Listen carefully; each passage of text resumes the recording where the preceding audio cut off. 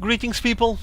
Okay, so today I'm gonna go and hop back into the North American server to provide you guys with a match that I think it would be an interesting one. I know that people are eager to watch more and more replays from this new Zerg player that is just hitting the scene and showing his skill set and his creativity. So I was able to grab hold of this one. It's gonna be a matchup against a very well-known and recognized Protoss player from the North American servers.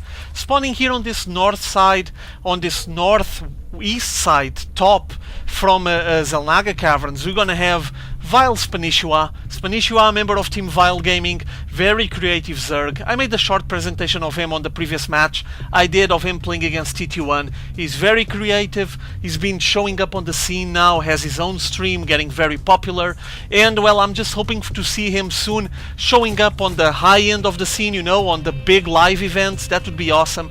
But for now I'm just trying to pick some of the matchups that he has facing some of the big references on the North American scenes. And before it was TT1, this time it's KIWIKaKI. As you can see, TT1 is there, is present, observing this game, and hopefully it's going to be a nice one. Spawning here on this south side, the yellow Protoss, it's going to be ROOTKIWIKaKI. You guys know who he is, Canadian Protoss player. Very solid, by the way, one of the references playing Protoss on the North American servers. And well, it's been doing fairly good. He's one of the frequent flyers on the tournament scene in North America, and I think it's going to be a nice test to see how far can Spanishiwa go facing such player. So, taking a look at the matchup, as you can see, Spanishiwa is going spawning pool first, still no signs of picking up gas, and apparently he's going to attempt to grab with the drone his natural expo after getting that gas, but there's a probe there from KIWIKaKI waiting for him, and now he's pulling a second drone to fight off this drone and try to get his natural expo running as fast as possible. Keep in mind that he still didn't win for that gas, so you won't have any really fast Zergling speed anytime soon. And there it is, hatchery going down, KIWIKaKI pulling his probe once again into the main base of Spanishiwa to take a look around. Still not much to look, but that spawning pool is already done, so he might have a couple of Zerglings on his tail soon enough. Meanwhile, inside KIWIKaKI's base, as you can see, Nexus making his wall off, gateway into Cybercore, so nothing too fancy here, grabbing that second assimilator, still fairly standard, while his probe is running away and avoiding that the first batch of Zerglings would be able to capture it. There it is, first couple coming out,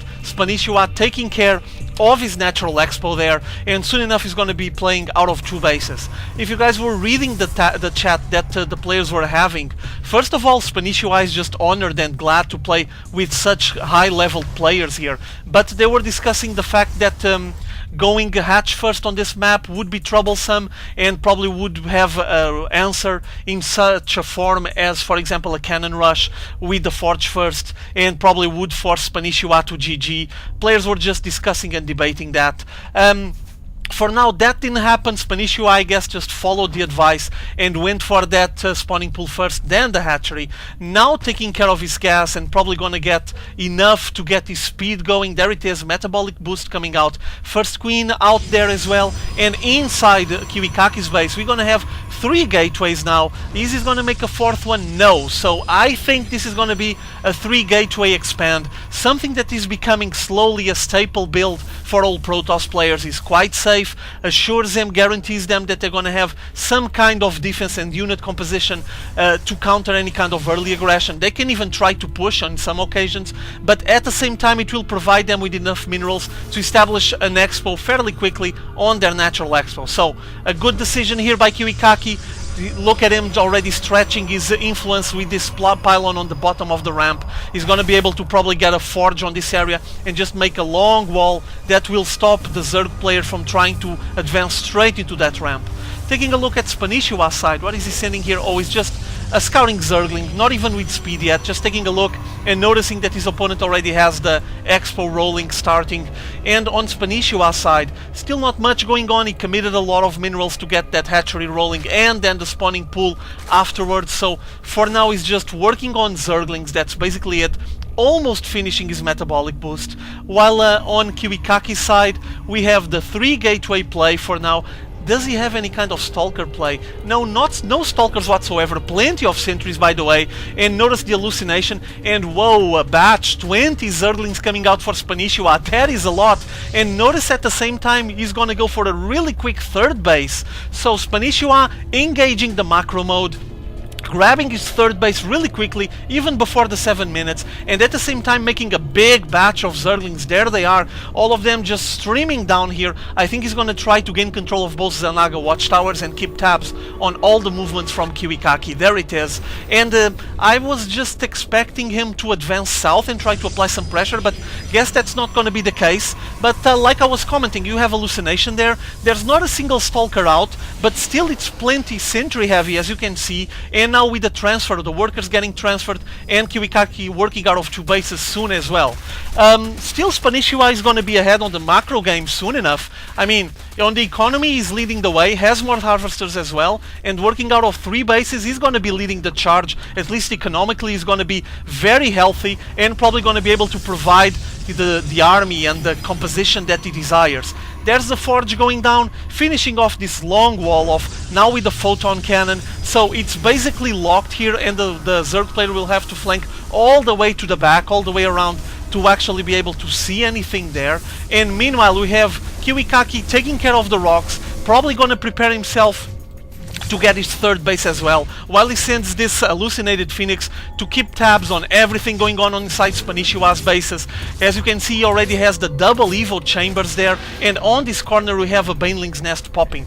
Plenty of Zerglings here. They keep patrolling back and forth and avoiding KIWIKaKI for advancing. Even if he would like to take the chance of picking up that rich mineral field, no chance there. And oh, nice flank here with all of those Zerglings trying to grab as many of those sentries as possible. Massive destruction ensuing. Look at how weak these remaining sentries are. He destroyed a lot of sentries and got a big hit on the economy from KIWIKaKI by sending all of those Zerglings to kill as many workers as possible and grinding down the forces from KIWIKaKI. Look at how weak these sentries are. So nice assault here by Spanishiwa. He did lost a lot of Zerglings, but notice there's 28 more coming out, and at the same time already getting the infestation pit. There it is, the lair. He's now expanding his options, getting more solutions for his army. For now it's basically Zerglings, as you can see, but soon enough he'll have Banelings and probably some infestor play, I would say. There's the infestation pit popping out, and meanwhile inside KIWIKaKI's base we have double Stargate. Ooh, it's Spanishiwa flying with an Overseer on top of the base, noticing that KIWIKaKI is gonna go for this double Stargate, and here Fleet Beacon. How rare is this? I can't remember the last time I saw a Fleet Beacon, so will we be seeing some mothership play maybe? Oh, we cancelled this build there, but like I was mentioning, will we be seeing some kind of mothership play? That would be interesting. And oh, I'm wrong, so wrong.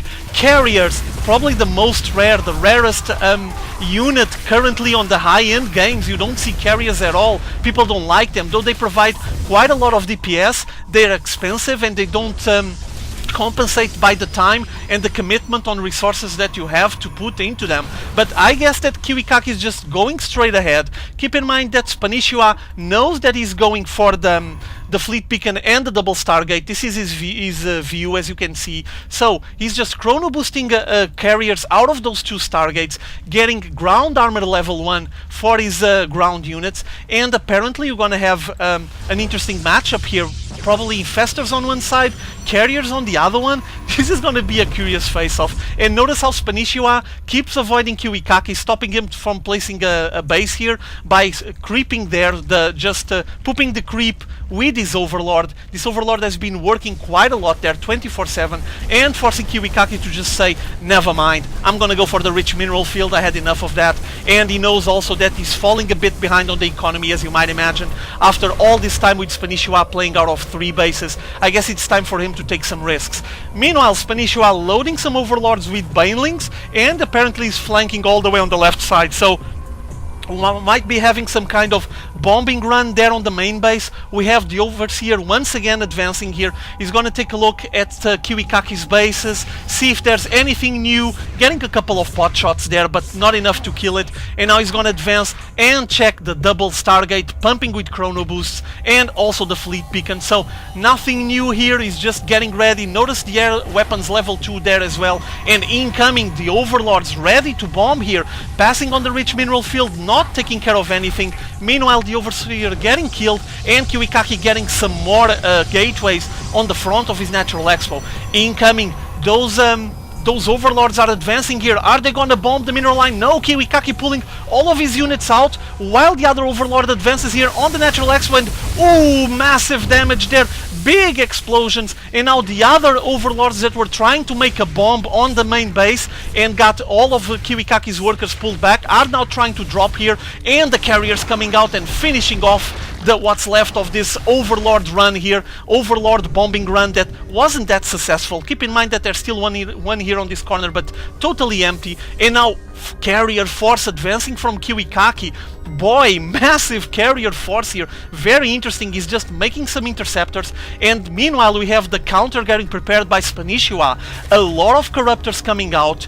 Notice as well that he's getting some, yeah, there it is, some infestors and zerglings. It's quite of an awkward, interesting unit composition, as you can see. Infestor, corruptor, zergling, 70 zerglings actually, which is a lot, it's tremendous. Facing carriers, stalkers, 30 interceptors there, and 9 zealots. So a very original and unorthodox approach to this ZVP with a unit composition that I'm not even used to see. There it is, the neural parasite. He's probably gonna try to attempt to grab some of those carriers maybe. He's preparing to advance, I would say. Both players are still a bit far away from being supply capped, but Spanishiwa might not desire, might not want to face KIWIKaKI on a maxed out Protoss army. Kind of dangerous, kind of powerful, and I think he's gonna advance now. There it is, all of the corruptors leading the charge, a massive red blob, while at the same time, as you can see, you have Spanishiwa grabbing the 4th base on this corner, and here they come. I'm gonna take the UI. I think this is gonna be a lot of action here. Here coming the carriers. Oh, all of them trying to fight out the corruptors, while all of the units from Spanishiwa surround here on the rich mineral field and try to destroy as much as possible of the forces from KIWIKaKI.